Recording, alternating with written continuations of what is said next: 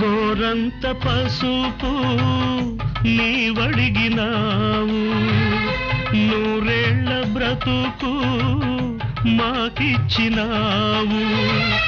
క్షణమొక్క రుణమై పెరిగింది బంధం, త్యాగాలమయమై సంసార బంధం.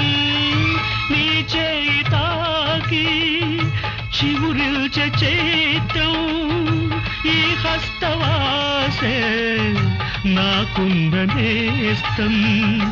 అనురాగ సూత్రం మా ఇంటిలోన మహాలక్ష్మి నీవే, మా